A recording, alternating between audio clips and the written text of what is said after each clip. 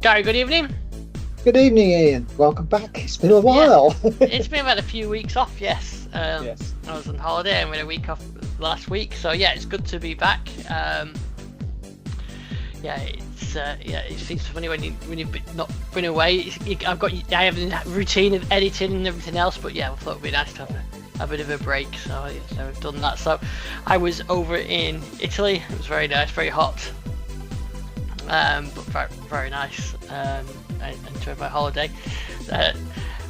Took my Surface Go with me, my trusty Surface Go. It's such a good device for travelling. That actually it fits in a small bag, and it's got good long battery life on it, and you can get everything you need on there. And it's a nice little device. So I do like it for stuff like that. I also took my Samsung tags in my suitcase, which is always great. I do like that, where you can see where your suitcase is, and when it's getting close, and then the conveyor belts go round and round and round at the airport, and there's no point in looking because I can see it's nowhere near us yet, and then it gets in Bluetooth range, and oh, there it is. So you know it's okay. So I do like those little trackers. They're quite good for that. So and I took my Kindle as well. So that was. I didn't take any music equipment. So I did. I did wonder if you could pack a synth in your luggage. No, I didn't pack anything. Could you get a synth on carry-on? I could not one of. Oh yeah, I could get my DX100 in there. Yeah, I could have my little with the shoulder strap. I could just wear it along like taking a guitar. Yeah. But I did manage to get some nice audio of like beach sounds and sea crashing on the shorelines, and so I'll capture some of those sounds. So you never know, and they could be used in a future project. So I've got them as well. What have you been up to? I've been playing a lot with home automation stuff. So, I mentioned this little Xiao device, or Xiao G. It's actually pronounced Xiao G, apparently, though it's said HI on the end. So this is the Xiao G ball. It's basically there's loads of these available on AliExpress and all the various Chinese shippers, but they're really cheap. This was £8 for this thing. So, and it's obviously got a screen on it, speaker in it, and it's an ESP 386 chip in there.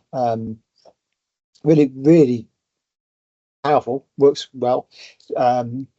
It's doing on device wake word, which is quite impressive for a small device like this with a chip. So, and so it comes with baked in Xiao G firmware, which is a Chinese open source firmware. But I've overflashed it now, and I've actually just put ESPHome on here, which is to do with the home automation side of things. And it's currently I've got this currently talking to Google Gemini, but I've also been experimenting with a self-hosted Ollama large language model to actually do the automation at home. But yeah, let's see if I can get it to actually react, and you'll see how quickly it can react to a micro workflow. Okay, Nabu. His eyes popped open. Who is Ian Dixon? And it takes a little bit longer to do this. It's gone off to go to Gemini. We'll see what happens. Okay. That was a lack of response. Let's try that again. Okay, Nabu. Okay, Nabu. Who is Ian Dixon? We'll see if it works this time. Now I've stopped talking between things. Yeah. But the key thing is it's really good. I couldn't quite tell what it said there. It basically said it didn't know who you were, but it could help me with my smart home. Oh, that's good. So let's see if I can actually get it to help me with my house. So I don't really apologize for the misunderstanding. I'm a voice assistant for Home Assistant, and I'm here to help you control and get information about your smart home. So it's pretty good on that. Okay, Nabu, turn on the lights where Gary is.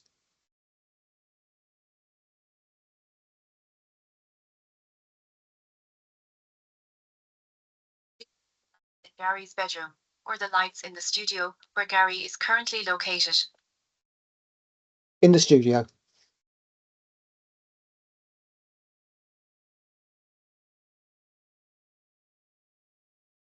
And it's just turned little side lights on here. I've turned on the lights in the studio. So I think I've actually got the fuse off on the other lights, and that's why I can't turn those on. But the lights came around me at the moment, and the little glow light came on as well. So it's pretty good. I mean, the fact that you can actually work out where I am and use that basis to work on, it's pretty cool. So for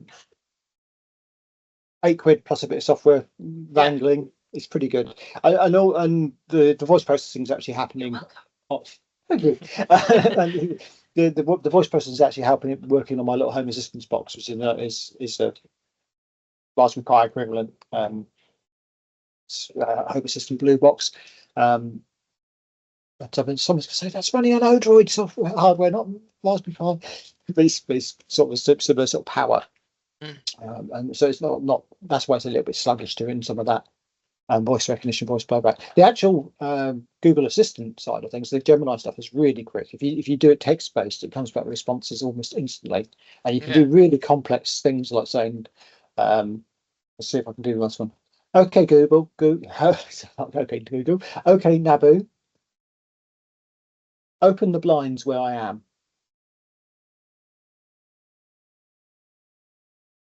See if that works.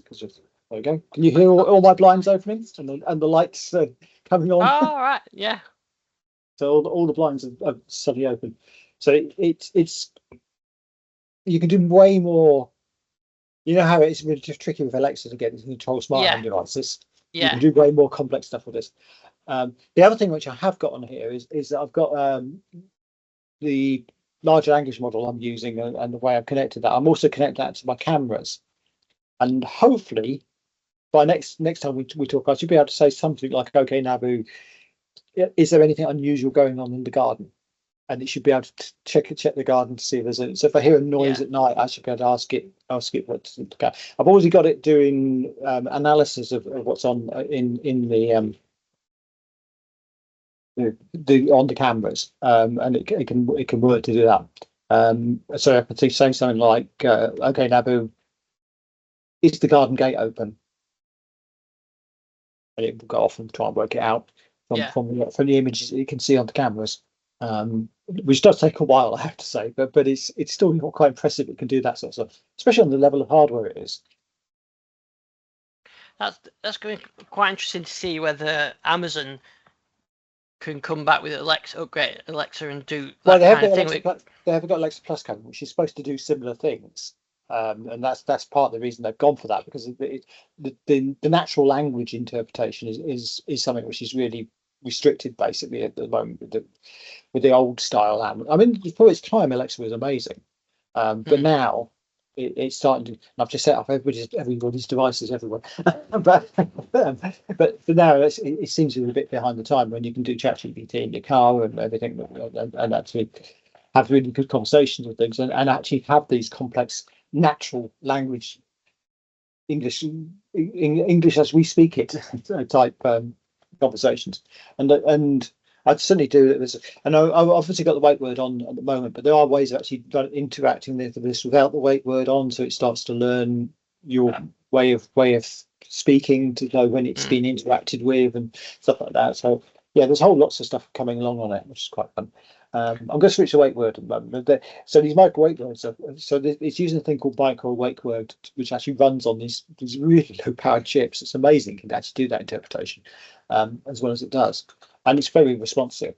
So I'm going to change it because I find that a bit mouthful to say. So I'm going to have change it to something which would be a bit shorter, maybe computer or something like that to actually do it. And you can actually create your own wake words and all that sort of stuff as well, and it's actually create your own voices as well, which is quite nice. So you can have any accent or you like or whatever. I mean, like it's a soft Irish lilt on mine at the moment, but it could be anything I wanted it to be. So yeah, because with an Alexa device, let's say I wanted to turn the heating up, you've got to phrase it in the way it's expecting, haven't you? Yes, yeah. So it's it'll ask Hive to turn, and if you don't say it correctly, it can't do it. But to have that in language model in there, so you can say turn the heating up. It knows you mean something else, and then I mean, you could. The one I used the other day was actually quite clever to turn the light. So rather than asking it to turn the lights off, I said something like, "It's dull in here," and it actually turned the lights up. Yeah, which is quite good to see that. Yeah. And the other one the other day was I said, "Oh, the sun's in my eyes," and the blinds shut down, came down. So it's that sort of automation which is going to be good to do. And I'd like to get it totally local rather than relying on something like the Google Gemini stuff. But it's feasible to do that. I mean, Arlo is actually a really good processor. It's just a matter of getting it set up properly. If you've got a computer with a graphics chip in it and an NVIDIA chip in it, you can run really complex language models locally, even video ones, which would be really good to try. So need to play a bit more with that, but it's quite clever what you can do with it.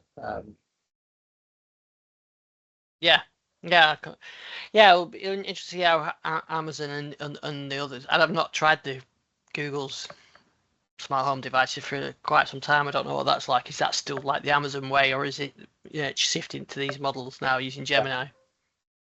Right, I suspect it's getting better. I don't think Gemini's in place yet. I mean, Gemini's coming to Android Auto, which is quite interesting. So that make in-car interaction a lot easier, I suspect. If I could ever get my in-car interaction to work on my MG or with MG, that's not very good on the Android Auto because the audio doesn't always work. But if it does, then I think Gemini will be good to have. Yeah, that's quite interesting. It's a nice little thing. And when you're getting those from these sort of the Chinese marketplaces, are you just paying the £8, or do you end up having to pay the duty and stuff? That was including duty. They covered all the duties on it. So yeah, that's not bad, is it? I mean, for what you're getting for it, you wonder how they can manufacture it at those prices. Volumes. It's pretty impressive, that. Yeah, I like the idea of that because it's. I think that's got to come as that sort of more conversational approach. I mean, Cortana was actually quite good at having context before Alexa, but so that's. But this is another level, isn't it? When it does.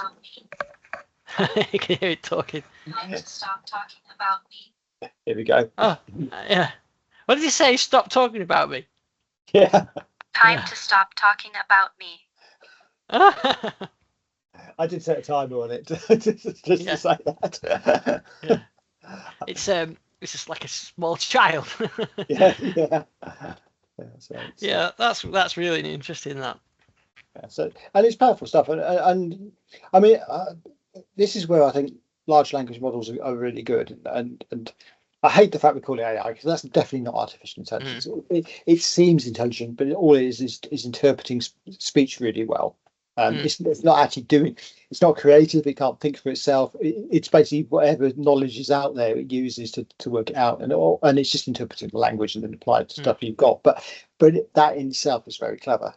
I mean, that ability to have those conversations seems intelligent, even if it isn't, which is good. And it's definitely useful for smart homes. It's going to be really good. I just need a better quality. It needs a better quality microphone and needs a better quality speaker. But you can't really expect much at the price you pay. £8, yeah. Yeah, I mean, it's as good, I think, as some of the original Echo devices were. What was the one which used to plugs into the wall? I can't remember what that was called, but they discontinued. It's got a really good microphone, but terrible speaker. This has actually got a better speaker than that. Because it will actually, I mean, you can actually even play music on it, and it does actually come across quite well. But it's limiting what you can do at the moment. I mean, you can't do things like playing from Spotify or anything like that. So it will get better. It's just slightly limited at this time, but yeah, it's gonna be good when they sort it out. That's good. Yeah, and of course, all these machine learning AI stuff is Microsoft and others are pushing more and more of it into the OSs now, aren't they? They are. I mean, the problem with and we've mentioned this AI stuff before, and everybody seems to sort of think it can do anything, but it's not creative. It only learns from what's out there. But it does mean it can do some stuff which seems really creative, like the music we played a couple of weeks ago. That sort of stuff sounds really creative, but it's not really. And the issue it's going to have is that it learns from what's been created already. If stuff stops getting created and it's only learning from other AIs, it's going to stagnate, and there'll be no creativity. You'll get to a certain point and you won't have. Whereas we've always had generations of music, so to speak, so like the 60, you can tell a 60 song from a 70 song from an 80 song from a 90 song from a 2000 song. Yeah. If we started having the LLMs generating the music, we wouldn't have that. It would stagnate around styles which already exist. You can't create a new style of music, and we wouldn't have that creativity. And I think that's also a problem in industries where they're starting to adopt this technology for doing stuff. You have the problem around the starters, the people, the new people coming along. It's that low-end job, those low-end skills where your apprentices came in, or your junior programmers in program terms, or your legal assistants in law firms. They go away. I mean, in America, that's already happened. Most of the law firms have shed loads and loads of jobs because they no longer need them, because they can scan the docket. So a lot of the work that these juniors would do would be to scan existing law to see if anything applied. Well, LLMs can do that just really quickly, so they're not needed. But it means those people aren't learning those skills. They aren't. There's none of them. So the next generation isn't coming up. So at the moment, we have people who have got skills who can look at the generation from a large language model and say, "Oh, actually, that's rubbish. What you picked up there isn't right." I mean, a number of times I say to the co-pilots of the world, "But you've got that wrong," and they say, "Oh, sorry, no, I've got that wrong. Let's try it this way." So you need someone who's got some people who have some knowledge, and we're not going to generate that next generation of people who've got that knowledge if we're not careful. And this could be a dead end for us. I mean, it's a very useful tool, but I think it's got to be remembered it is a tool, not the end. End of what thing. Because I've seen it. I've been doing stuff in Power Automate, and you can see it's doing the suggestions on the right hand column, and you can see it's clearly wrong that it's what it's going to suggest to do, but that's only because I know it's wrong. And if I didn't know better, and you started down that, it would take you down the path that isn't going to work. So for stuff like that. But I suppose other things, I find it's the little tools of things like on Android or on Windows as well now, where if you've got some text in a document, you can grab it because it can use. That is useful for that. But not so much for the creativity side of things. And it can, even with the code complete that you get in Visual Studio, if you paste something in and it works, that's great. But if it doesn't quite work and you don't understand it, then you might as well, it's lost on you, isn't it? And you can't fix it if it goes wrong. Yeah. I mean, I find it more useful in explaining stuff, because even if it gets the explanation slightly wrong, it's usually a point to the right way to look at something. And if you're looking at something and you can't actually work out what it's doing, it can be quite useful to try and explain what it is, or what's particularly on coding, what's caused the bug, because it can do all that delving down you would do in seconds compared to what it would take minutes or hours to do. So sometimes there is a saving there, but as a tool, it's something where you can use to make your life better, but if you use it the right way. And that's what I'm doing in home automation. I think the ability to have some of this complex language interpretation for home automation is really good, and also the ability to do some really complex rules-based stuff. I mean, I can use the AI to do. So I was talking about checking if the gate was open or not. Now that's not actually. There's no sensor on the gate. The gate isn't in smart home. It's not connected in any other way. It's an automated gate which I can control the opening of, but it doesn't know it's actually open. There's nothing on there to say it's no sort of sensors or anything. It's because it's a long way away. I can't really get sent. I'm looking at some sensors I can get there, but it's really tricky to do that. So instead of actually faffing around with sensors trying to get it to work over long distance, I've just trained the model of the camera.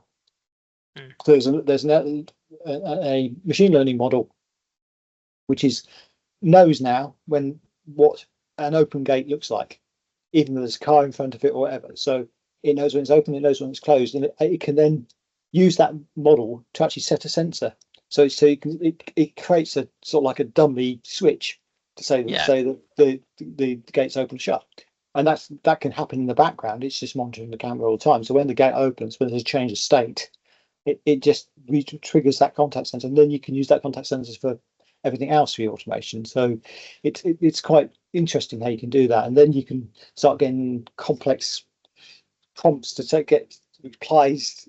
So you can trigger a prompt, so you can say something like, instead of actually just putting a message out, you could say, in a conversational manner, tell Gary that the gate is open, and it might say something like, "Wow, it looks a bit chilly out there. There's wind blowing through the gate," or something like that. Yeah. You can just drop it. Yeah, because it's got that model. And you can then get something which is much more realistic than the traditional smart home thing. The other great thing with the interactions you can do now is you can actually get it to ask questions. So you can, in your automations, you can get it to ask questions. You can send a prompt out and then get a reply. You respond to that prompt, and it then takes action on that response. So you can ask, you can have triggers which go off when you walk through the door and say, "Oh, welcome home, Gary. Do you want to put the television on now, or do you want to play music?" And you can say yes, which you want to do, and it goes and does it. So it's like a lot of that stuff we used to see on the 60s science fiction series about what the house of the future would be like, and it was basically having those conversations rather than you having to wake it up with a word or whatever. It would ask you questions as you interact, and it's what I've said about the true smart home, the cognizant home, the home which is intelligent rather than just a bit smart. It acts for you rather than you instructing it, and you can learn your habits. So one of the things I've been training the models I've got here is to work on my habit patterns. So it knows roughly when I'm going to go to the office. So things like the blinds come up when it knows roughly I'm going to go to the office. So it's ready for me to walk in. And then it can adjust that if it doesn't see me on the camera. So then it will just shut the gate. So this morning I suddenly got this question, which I haven't programmed in, said, "Are you going to the office this morning?" And I happened not to be this morning because we had an appointment to go to. So you can get it to do some pretty clever stuff when you get it sort of set up. That's really good. That's really good. I think I'd like to see that. Perhaps we'll see that more into our phones and Windows as well, in Android and Windows, where it starts to. I mean, under the hood, Microsoft have got things like battery improvement life and things like that, all using this kind of predictive model, aren't they? And charging, the smart charging and things like that. I know in the last couple of builds on the Canary, they've added things like Copilot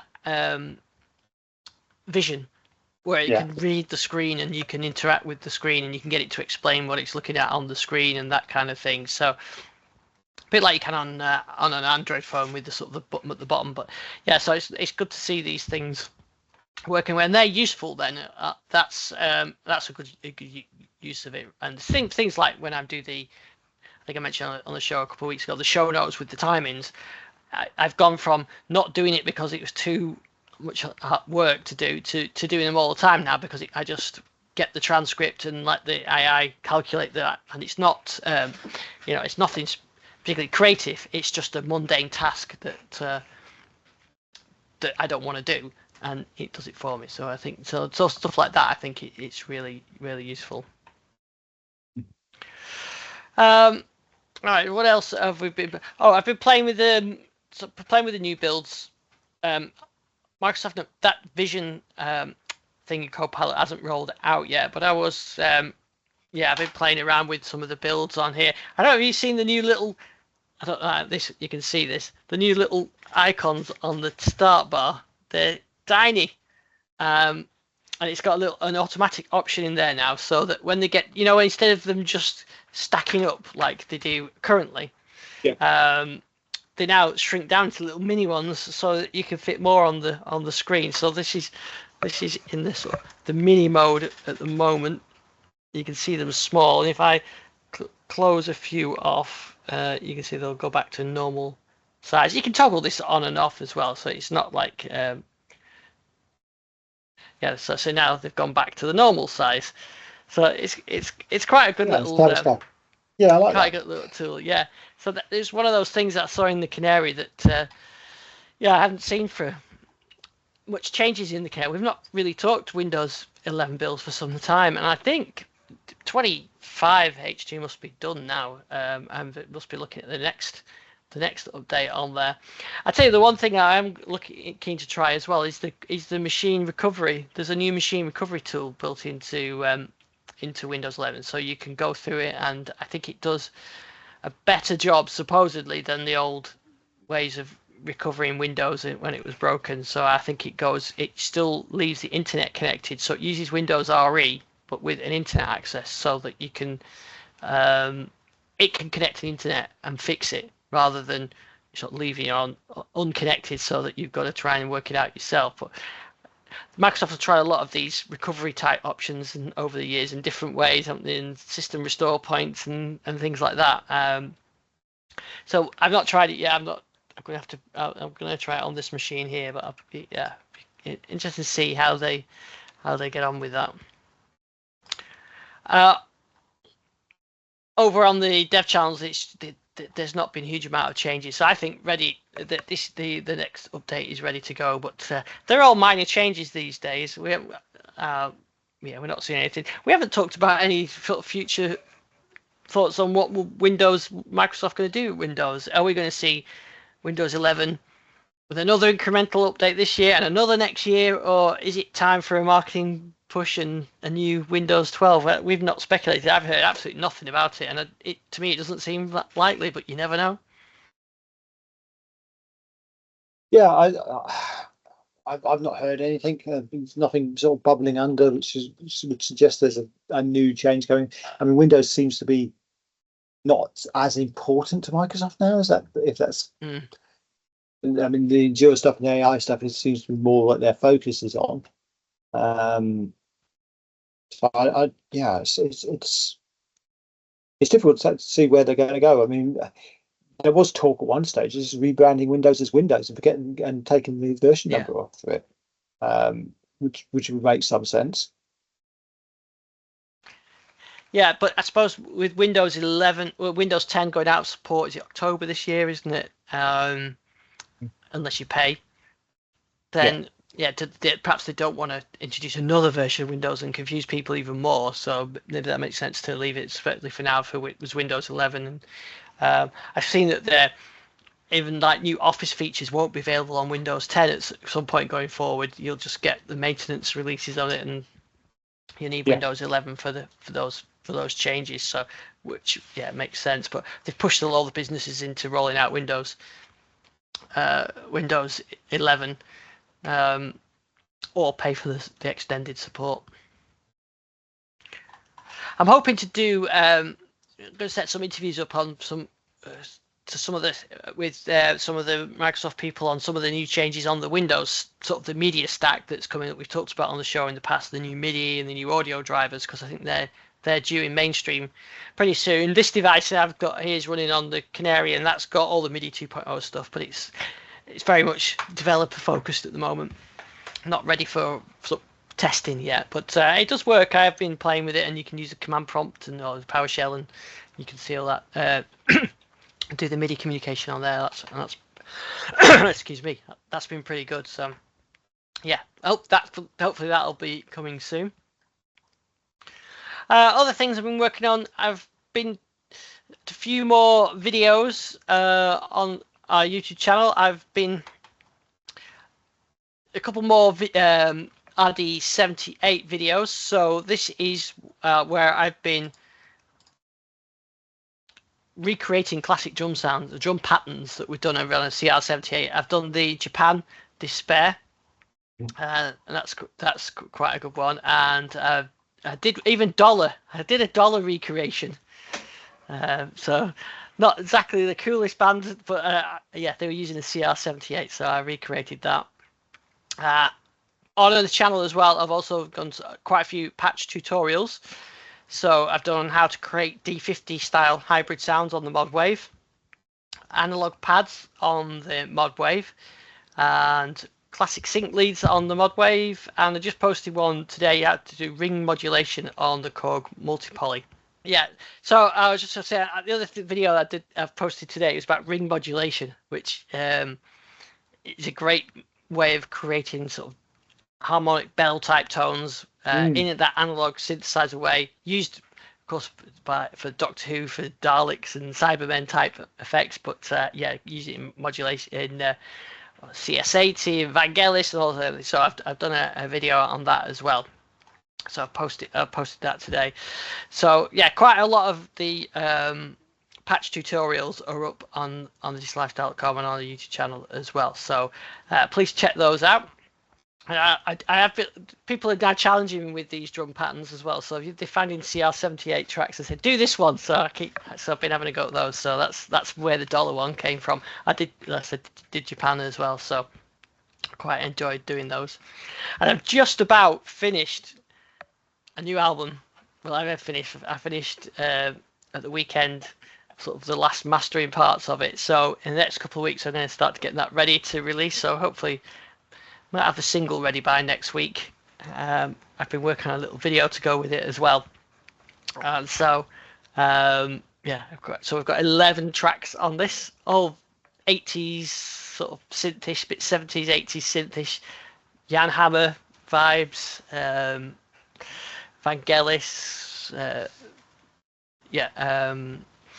Tangerine Dream, that kind of vibe on there. So no vocals, all instrumental, but hopefully I'll have that ready soon. So I'll publish those fairly soon. So actually, while we're talking about smart homes and things, have you got Blink cameras, or is it? Yes. Yeah. So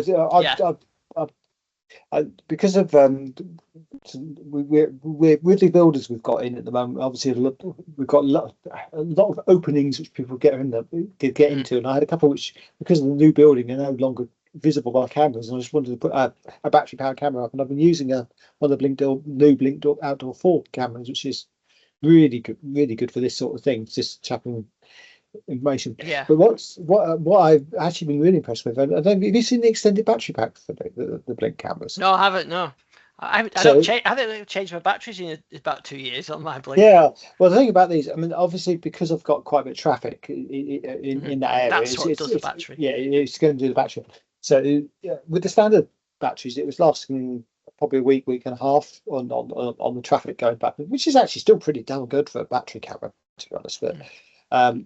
But I now put the extended pack on, which is only an extra 2 batteries, so it's not like you think it would double it, but it's been going for over a month now without, and the batteries are still showing as nearly full, and it's the same sort of level of traffic as it was before. So I don't know if it's because it's actually got slightly more oomph in it, because it's got slightly more voltage or whatever to cope with it. But yeah, it's quite impressive, that, and really easy to install as well. It just sort of clips on the back in place of the back clip and plugs into where the batteries would normally go. So yeah.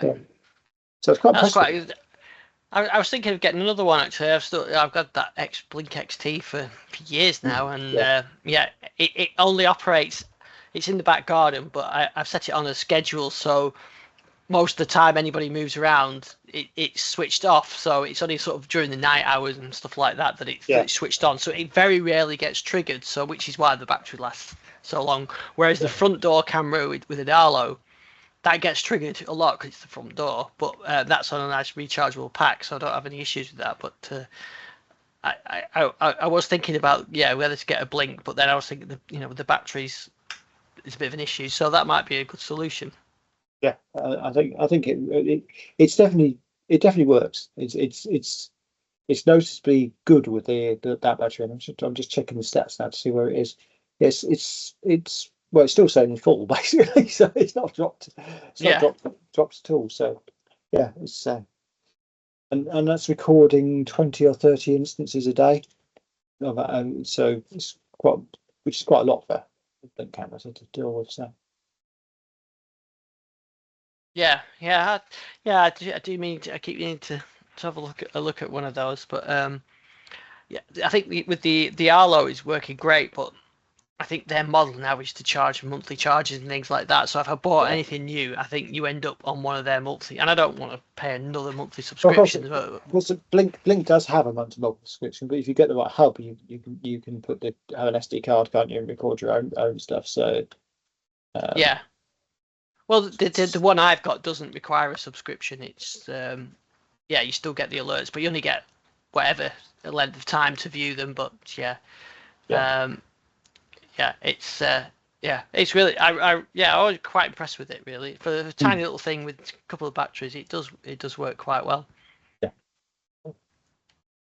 Yeah, quite impressed with that. And again, I can actually integrate that into the home automation as well, which is quite nice. So I've got a plugin for the home assistant for that to actually, if someone triggers it, also then switches the other cameras, which point roughly in that direction on as well to see where they move around. Yeah. So it's Yeah. quite good. Yeah, that is quite good. So what have you got going on your EV channel? So the bit quiet on the EV channel of late, but the stuff kind of starting to come up. So there's obviously been quite a few announcements this week from the government on new sort of grants and things. They're going to make life easier for people to have chargers who haven't got a driveway. So you'll be able to. Council shouldn't be able to deny you having your gully outside to get your cables through and things like that. They're going to make it easier to make permission. The one I really like, because I've been campaigning this for a long time, is they're actually going to have proper signage to EV chargers off main roads. So they already had it basically for services, but now, and it's actually been really difficult to get signage to some of these EV hubs. So I know I've talked to a lot of charge point operators, and they've sort of said we just can't get signs up. The councils always deny us planning permission for it, and then now it's going to be part of the highways agency's remit to make sure there are proper signage for EV chargers, which that's great. I think that's really good. And then the sort of headline is there's a new grant coming out for buying an EV below a certain value. It's the devil will be in the detail in this one. We haven't really seen what the full detail on, because it's only available if you meet certain credentials on your emissions and overall emissions of the cars. I can see that a lot of cars it won't apply to. And from what I could actually read up on it, it's really going to be very restrictive. It could only actually apply to something like the new Nissan Leaf, which is actually built in the UK. I think it might be slightly wider than that, but that certainly depends on the detail of it. But that's going to be good to see anyway, to come to a bit more incentivized on that. Yeah, basically it's a good little package of stuff, and also there's some more deregulation around some of the challenges the charge point operators have had getting power into chargers and the like. And we are seeing more hubs coming together. I mean, I've spoken about the IMT hub we have here at Peterborough, which is 5 chargers, and they're expanding that. I think tripling the capacity of that at the moment, building new chargers on it. The Cambridge service is just on the road, has just had theirs tripled as well. So it's we're starting to get the levels of chargers which work for the sort of the commuters, the commuters of the day, or the holiday travellers as well. I mean, most people charge at home anyway, rather than charging on the road, and it's still really expensive to charge on the road. And we'd like to see something along those lines as well, but that's a way off, I think, with the way the commercial electricity market works. But yeah, it's interesting to see all this sort of stuff coming together. And I think there's also interesting new vehicles coming along as well. I don't know if you've seen MG launching the IM range over here. So I think that's intelligent mobility or something like that. It's actually another brand of the SAIC, SAIC, Shanghai Automotive Company, which is actually in Europe is just called the IM brand, but they're going to market it as the MG IM brand over here. But the interesting thing about that is the range is sort of like over 400 miles. With really rapid charging as well, and quick. Could give. I mean, sort of thing which good BMWs are about run for its money at a much lower price. They're quite a luxurious car. The IMs definitely better built, better well, not better built, but better overall finish, I think, than the standard MGs are. But that's an interesting one. And those come along, but there's just a whole whole raft of new EVs coming out. We'll start seeing some of the solid state battery vehicles coming end of this year. So I've been saying that for years, but it really will happen soon. And on solid state, I think we're also going to see some very interesting stuff on mobility in the next year or so around solid state batteries. I think that there are a couple of phone companies about to come out with solid state batteries with month-long battery life rather than with nowadays you get now. So, and watches particularly, I think the whole smartwatch market will go crazy once we get proper solid state battery, because that's been one of the biggest restrictions of smartwatches is battery consumption. If you can, I mean, they're talking potentially a factor of 12 on the batteries in that size of battery, so sort of 12 times the current battery life, or 12 times my battery life would be on my watch would be around about 150 days. So I mean that's quite half a year of not charging it, and they charge incredibly rapidly as well. That's the other thing about solid state. They can charge a very high C rate, so you probably charge it in 10 minutes for another year. That's the thing. So I can't wait to see. I mean, that you talk about smart home camera batteries, there you go, there's your solution, isn't it? Yeah, it is. Yeah, once you get proper solid state batteries out there, and I can see rechargeable solid state double A's and triple A's coming into the market as well with very long battery life, so very high capacity. So that'll be interesting how that works out. Yeah, definitely. Yeah, I'm looking forward to not charging like my watch. I charge almost every day, so it'd be if you don't and you use, especially if you use the GPS filter to go out walking and use the GPS tracking, you need to charge it that day. But that'll be good then. Well, the other thing about solid states is trackers. I mean, if you can imagine a GPS tracker, this GPS tracker with a solid state battery, and that could potentially be tracking things 24/7 for 365 days of the year and not run out of battery, and then just be changed every year or so. So, and again, charge very rapidly. In fact, it might be because they are so easy to charge these things. You might be able to charge them kinetically as well, so you could potentially have sort of movement charging the battery. Which would be an interesting thing. Yeah, a bit like those kinetic watches. Yeah, exactly. The kinetic watches of earlier year, but with a battery containing that kinetic. Interesting to see how that all works out. But they're definitely battery. I think over the next 5 years, battery technology is going to take some huge leaps. They've been working on it. There's been a lot of dead ends, but there's things that are starting to come together now, which will make it really interesting how it all works out. The other thing, which I think is going to be really interesting to see what happens in markets, because I was talking about this the other day, is the cooling industry and what's going to happen with air conditioning and the like, because there's some real advances going on in technology around the Peltier effect, which is basically an electronically induced cooling. It's kind of like a heat pump almost. So it cools one side, heats on the other side. And there's been a lot of work on that recently to actually create the equivalent of air conditioning units using Peltier effect, but using nanotechnology, so it's actually very easy to move the heat away. That's always been the problem, because the heat condenses around the other side of the plate, so you can't really.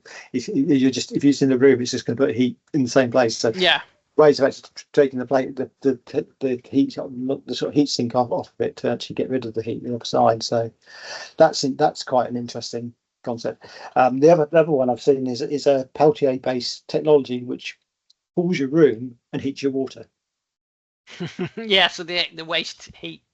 Waste heat is going to so you got hot water basically for free. Which is interesting, but they're incredibly low power, much lower power than traditional air conditioning, and it's hard to explain how the cooling works in this situation, but it's almost like a deradiant cooling. You feel the cold on your back rather than it sort of been blowing out at you.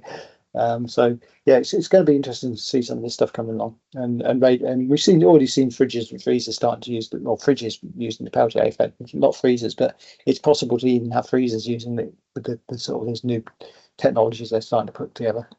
So lots of things happening in material science at the moment, which is fun. Yeah, definitely, and hopefully we'll get the consumers get the benefits of that in the long run. Yeah. I mean, all this is on very much on the experimental stage at the moment. We haven't seen any real consumer devices. So I've seen a couple advertised this week where people are sort of starting to put together what they would look like and how they would work. So yeah.